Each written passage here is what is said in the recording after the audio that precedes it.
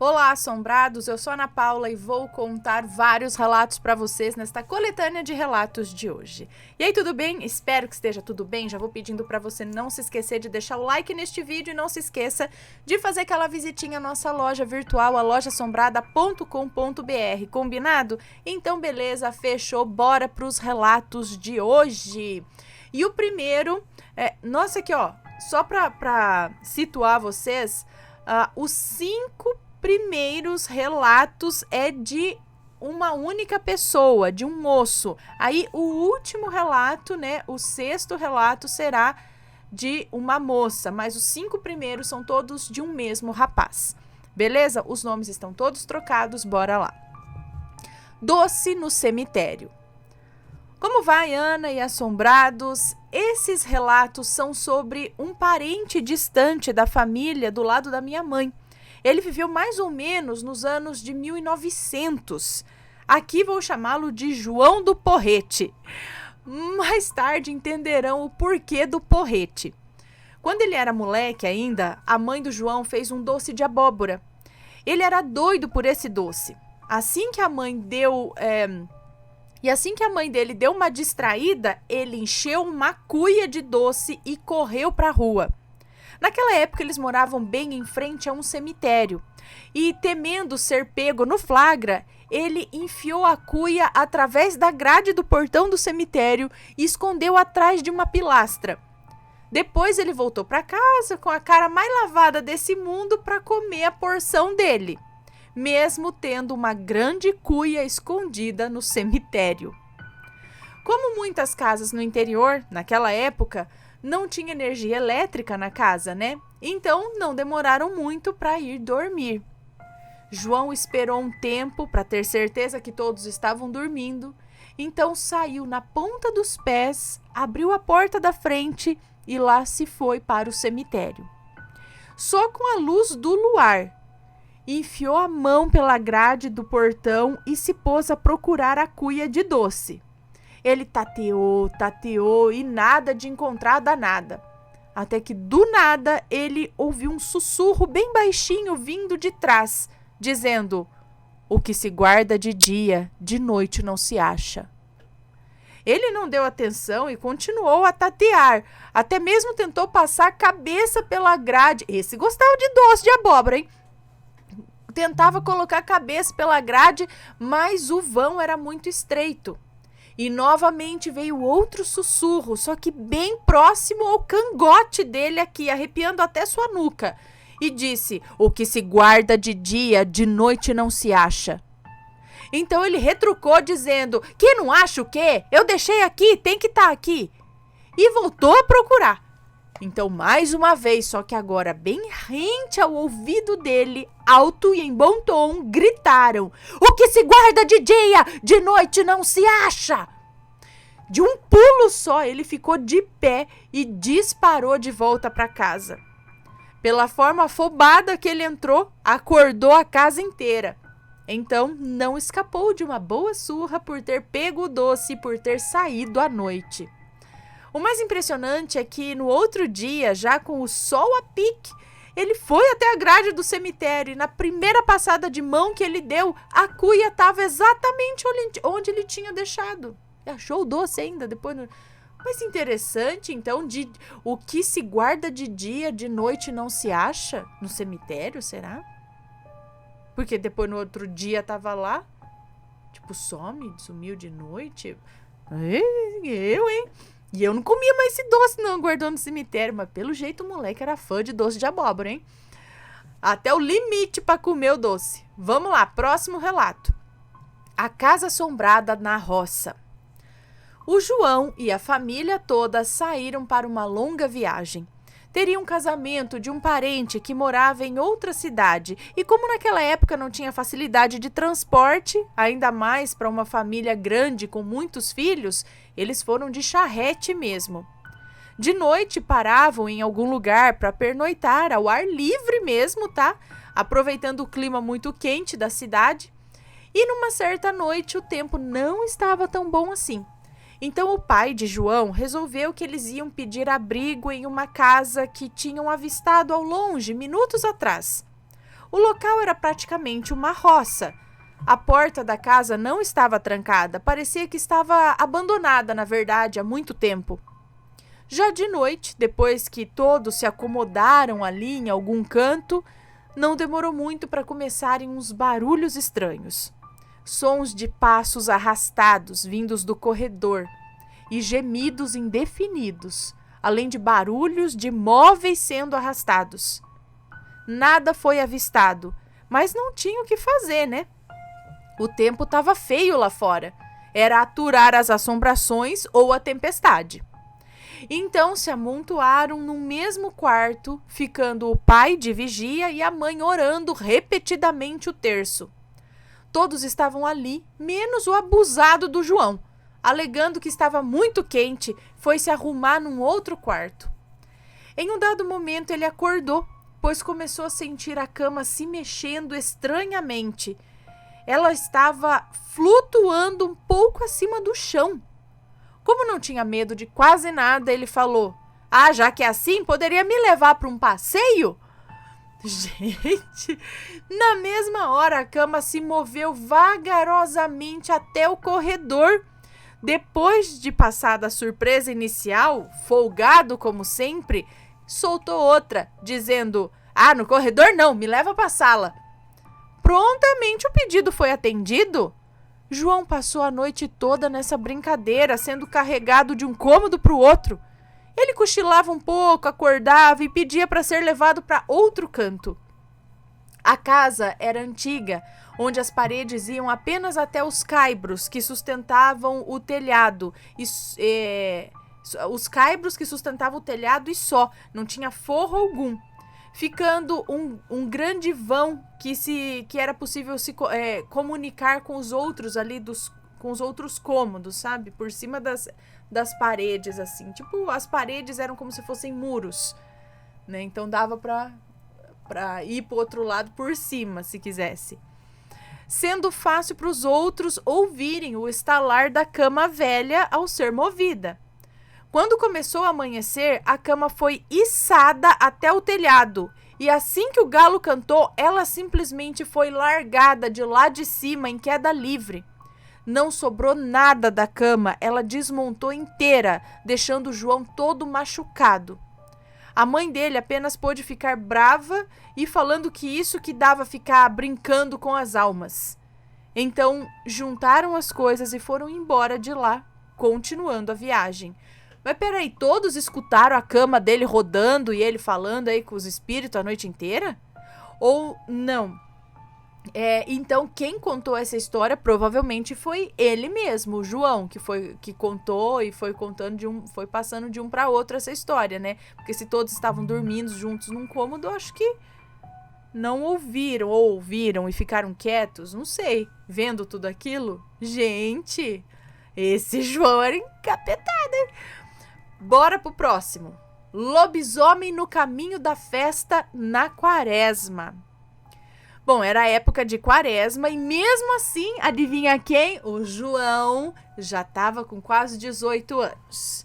Queria pegar o cavalo da família e ir até uma fazenda a uns quilômetros dali para uma festa. Como ele era impossível, nem a mãe conseguiu segurá-lo, mesmo sendo época de quaresma. No dia seguinte, depois que todos se levantaram, encontraram o João desacordado em cima do cavalo, parado bem em frente da casa. Levaram ele. Levaram ele para dentro para ver se estava ferido e depois de se recuperar um pouco, ele relatou o que tinha acontecido. Segundo ele, estava no meio do caminho que, apesar de estar numa noite clara, por vez ou outra ficava muito escuro, quando uma nuvem passava na frente da lua, sabe? E entre um breu e outro, apareceu um cachorrinho, muito pretinho, andando junto ao cavalo, que ora aparecia à direita, ora à esquerda. Mas ele até que gostou da companhia ali do cachorrinho. Faltando alguns metros até uma ponte que dava acesso às terras da fazenda, ele começou a reparar que esse cachorro estava ficando cada vez maior. Até que num certo ponto já quase batia na altura das esporas dele, da bota. Começou a ficar ressabiado com aquilo, pois nunca tinha visto algo parecido acontecer. Sem contar que o cavalo ficava cada vez mais arisco também. Resolveu ir mais rápido, para chegar até a ponte e, quem sabe, despistar aquela coisa. Foi então que, em uma das clareadas da lua, aquela coisa saiu do meio da mata, metros à frente dele, e se prestou, não sei, se prestou no meio do caminho, não sei, se pôs no meio do caminho, eu acho.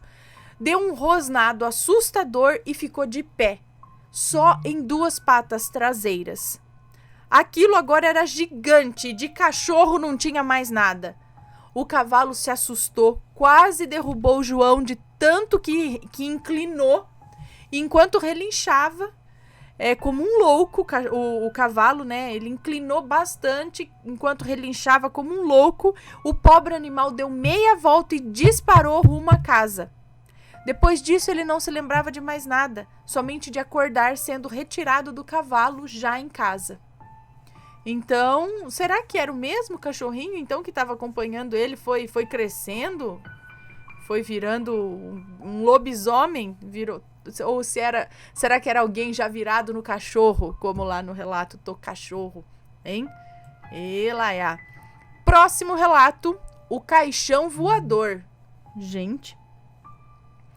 Na família do João, um dos tios dele era um benzedor muito procurado nas redondezas.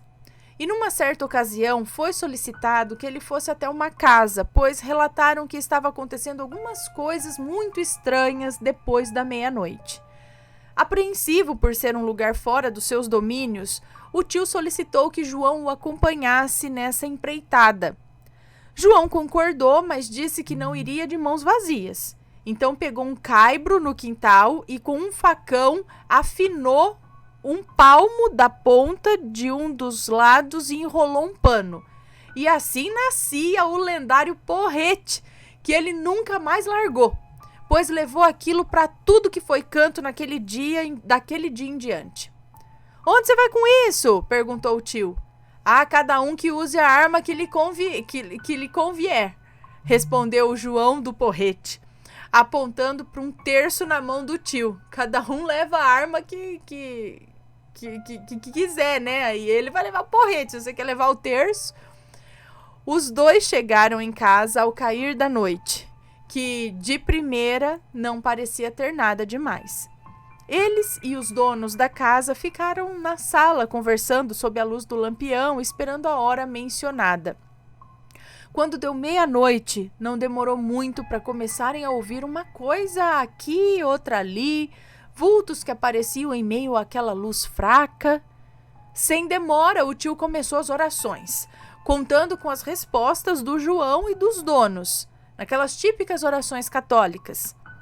E num dado momento, João parou de responder às orações e levantou de supetão da cadeira, ficando a seguir com os olhos, fitando a seguir, eu acho, com os olhos, algo que parecia estar logo atrás do tio. Foi então que, depois de terminar uma volta do terço, o tio pôde olhar por cima do ombro e ver o que tanto chamava a atenção do João. Era um caixão de madeira maciça, bem chique, envernizado, daquele tipo que quase não se via em velório na roça. Aquilo pairava a quase 2 metros do chão, cruzando de um lado para o outro e desaparecendo na parede. Ele estava cruzando de um lado para o outro e desapareceu na parede. Rapidamente o tio começou uma nova volta no terço, agora com mais intensidade. Então o caixão parou de apenas transitar naquele canto e começou a sair de outras paredes da sala, indo sumir sempre no canto oposto. Ficava passando assim, ó. Entrava na parede e saía. Isso foi a gota d'água para o João. Passou a mão no porrete e abandonou a roda de orações, e então ficou o resto da sessão tentando acertar o caixão enquanto o tio permanecia firme nas orações. Meu Deus! Imagina a cena, gente. Eu sei que é assustador, mas não tem como não rir. O outro rezando, um caixão passando de um lado pro outro e o outro tentando acertar o caixão lá com o porrete. E não acertou? Será?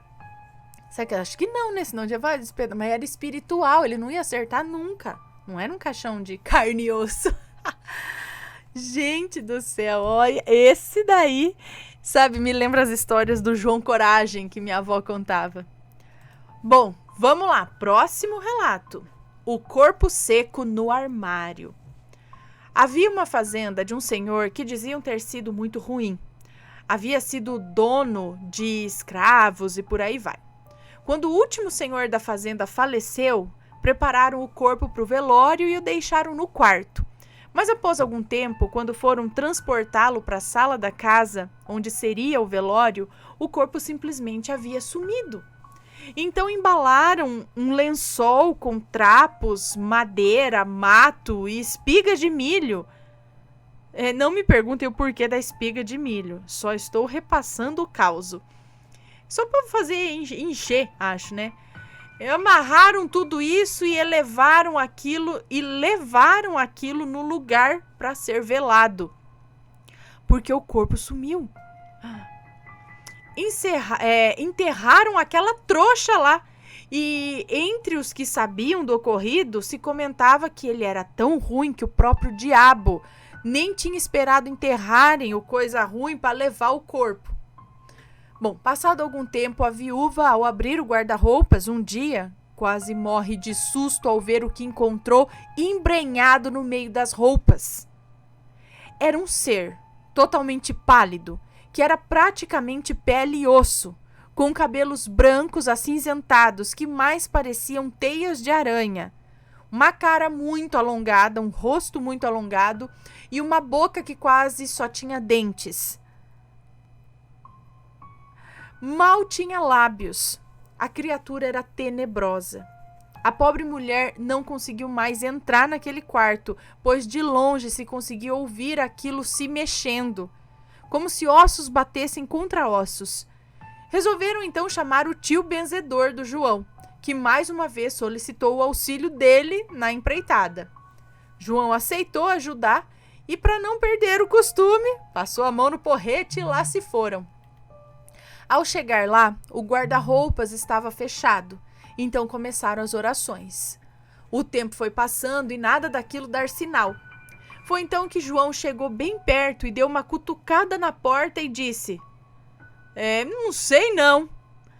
Vendo isso, o tio advertiu: para de bestagem. Voltando a mais uma volta do terço, e aí João deu de ombros e abriu uma fresta do guarda-roupa, da porta do guarda-roupa com o porrete.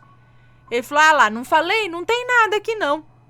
Mas no que ele se virou de costas para o armário, a coisa pulou de lá de dentro e se pendurou nas costas dele. João ficou doido, se bateu para tudo que era lado e nada. O tio rezava mais e nada do bicho sair, até que num dado momento o bicho largou e voltou para dentro do armário.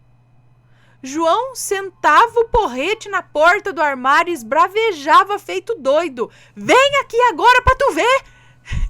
Ele estava simplesmente espumando de raiva. Até que, perdendo a paciência, o tio disse em voz alta: sai, coisa ruim! Esse lugar não te pertence mais! E então veio uma voz esquisita e meio fraca de dentro do armário, dizendo: eu saio se você me carregar.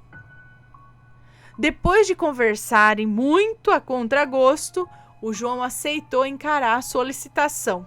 Se pôs de costas para o guarda-roupas e não demorou muito para aquela coisa se pendurar nele. Aquilo era muito mais pesado do que parecia. Para algo que era só pele e ossos, né? Mas dava para levar. Gente, então o tio mandou ele levar aquela coisa para longe e largar lá na mata, muito além dos limites da fazenda. João andou por um bom tempo com aquilo nas costas. Os ossos batiam e raspavam em suas costelas, provocando muita dor depois de um tempo. Chegando próximo ao local indicado para desovar aquele ser, tinha um riacho, cujo trecho à frente devia bater no máximo um pouco acima da canela. No que João colocou o primeiro pé naquela água, aquilo saltou das costas dele e disse que não passaria pela água corrente.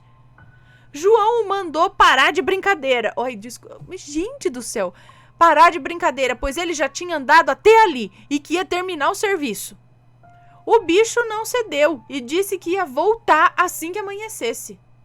João se lembrou que mais acima havia uma ponte que era usada para atravessar o trecho mais profundo.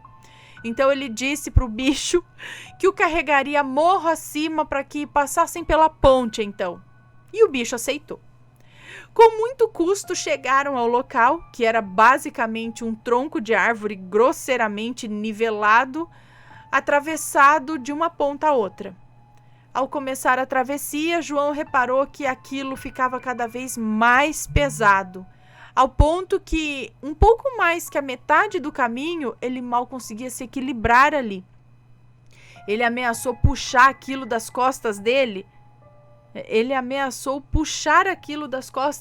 mas a coisa se atracou como nunca, ferindo ainda mais a pele, já quase em carne viva de João. É isso?